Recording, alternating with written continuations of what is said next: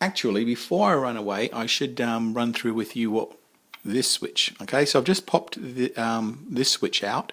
A few important things with this particular switch. You'll notice this black, again on my light, is this black cover.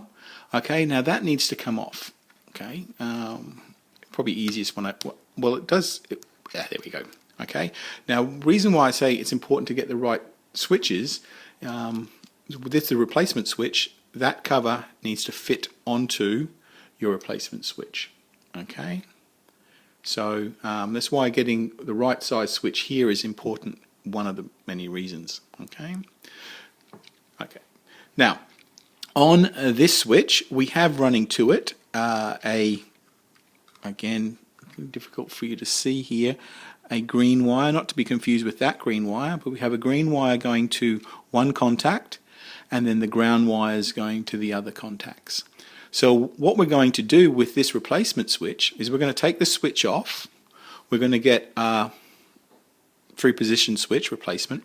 We're going to connect this blue wire that we had from the last switch. We're going to connect him to a contact down the bottom. We're going to connect the ground to the middle contact, and we're going to disconnect this green wire and connect him to the third contact there, and that is the replacement procedure for this switch. So that is what I will do right now. I will now go away and make that change. Okay, back. And as you can see, I have done what I said I was going to do. You connect the blue wire from the first switch to one end contact of the new replacement switch. You connect the green wire from the previous switch to the end contact, and then the ground wires all connect to the middle contact. Okay, so once you've done that, this switch is now complete and ready to be placed back in position, which is what I will do now. Okay, if you made it this far, congratulations. Just one last switch to do. This switch that we replaced, I should really show you in here if I can get some light happening. There we go. Okay, the color of the wires, best to have the green wire down. Get that into focus. There we go. Green wire down and blue wire up. So when I mean down, down is actually towards the front face of the radio. Okay, comes down to our last switch. This switch over here, I've popped him out. Let's see how he is connected. And again, what we're going to do with this switch to make it 3 positions, we're going to make use of the spare connector that's actually on this plug as well. There's another spare pin there. As you can see, there's a space between the red and the white wires. So your remaining JST plug is going to go into here, and we're going to connect this wire up to this switch. And how are we going to do that? Well, pretty easy. This is the easiest switch of all to replace. I hope this can stay in focus. But anyway, let's see what we have here. Again, sorry for the focus is really bad today, the lighting and stuff. We have your 2-position switch. So we have, what color wire is that? Going to one contact, we have another, it looks like a blue wire. And then to the middle contacts, please go in focus. We have a blue wire, and to the middle contacts, your black ground wire.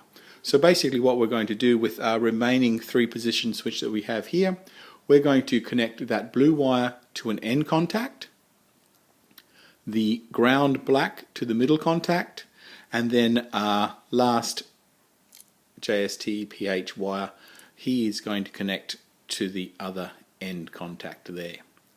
So I'm going to go ahead, remove this switch and connect up the last remaining switch and get back to you.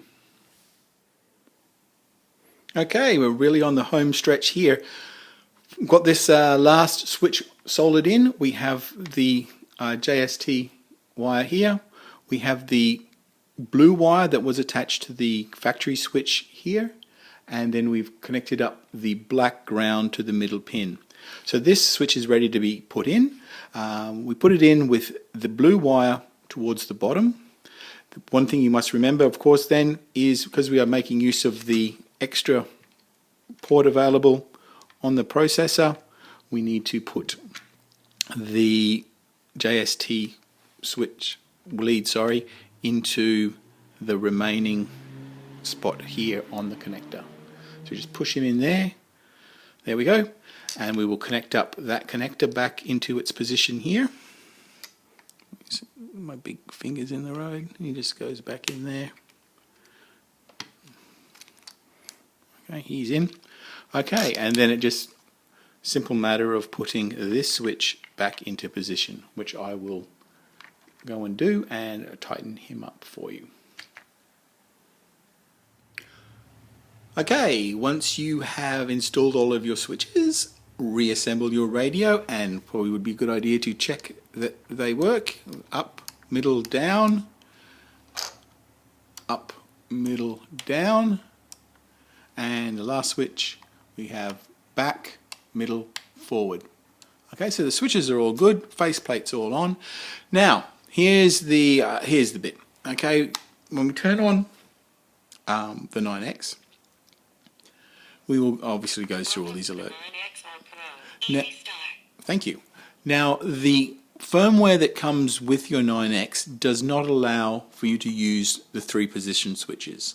So you must change to a latest version of ER9X Sky or Tanker 9X Pro. Okay. So what I'm going to do is I'm going to flash this radio.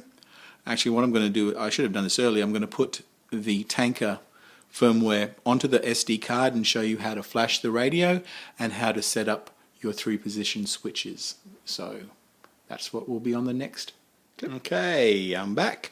All I've done is I've whipped out the SD card from the Pro, whipped it into an adapter onto the computer and transferred the Tanker 9X Pro firmware into the firmware folder that is located on the SD card.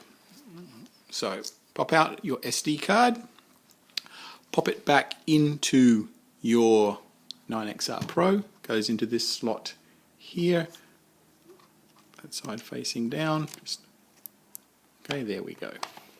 So now this is how flashing the firmware on the 9XR Pro is so much easier than previous 9Xs. All you need to do when you start up, press these 2 trim buttons into the middle and turn the radio on. When you do that, it comes up with your firmware page, firmware folder. Okay, the top one will be the factory firmware, and below that will be the firmware you've just installed. Well, you've just put on the SD card, the Tanker 9X. Or you don't need to go with Tanker 9X. You can go with the any of the latest ER Sky 9X firmwares. So select down and press menu. It'll ask you, if you can read that, do you wish to do the firmware? Yes. And how simple is that? Okay, what I might do here is complete, and just a simple matter of turning your radio off. What I'm going to do is this radio is a customer's radio. Lucky you, you're seeing how your radio gets done. I hope you don't mind. I'm going to take off this protective screen so that we can see what goes on next. Okay, try and get that. Okay, so we're going to turn back on. Welcome to the 9XR Pro. And as you can see, Tanker 9X is there. You'll have all your alerts, so Easy start. just go through them all. What I want to show you here is how to now activate your 3-position switches. It won't matter whether you've got the Tanker 9X Pro on there or the latest version of ER Sky. It's basically the same. Okay, so you will need to go into the radio setup. So press this button. I don't even know what I'm doing. There we go. And scroll down to, I think it's in hardware. So scroll down to hardware. Oops. Press enter. Just keep scrolling down because it'll be on the next page. And there we have, I don't know if you can read that there, your switch setup. Okay. Now they're all set at 2-position. We're going to change that. The first one we changed, of course, was the elevator switch. So we're just going to change that to 3-position. And we see once we do that, we get a whole another range of options. So we changed the LE switch, we changed the RUD switch, and we changed the aileron switch. So LE, RUD, and aileron switch, they are all now through position switches. When that's done, you can exit, and you will go into your settings for your models to activate those switches. It's unfortunate there wasn't a setting on there that I can actually show you that in operation. There isn't a default one on here, but once you've activated them as your through position switches, they'll become well, actually yes, they will. I'll be able to show you that. So if we go into a mix, here we go. Let's have a look. There's full sound there.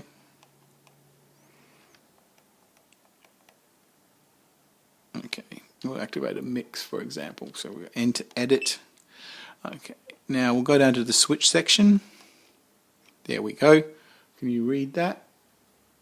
Hope you can read that. And just activate one of the three position switches. There we go. So you can see that's the neutral position for the MG switch, the back position, and the forward position. Likewise, we'll go to the elevator switch, which I've named auxiliary in Tanker 9X. That one works. And finally over here, this switch. See if we get him working. That's the engine switch, neutral and down. So all three position switches are working. We've done all good with the mod. The mod is done and the radio is ready to go. Thank you.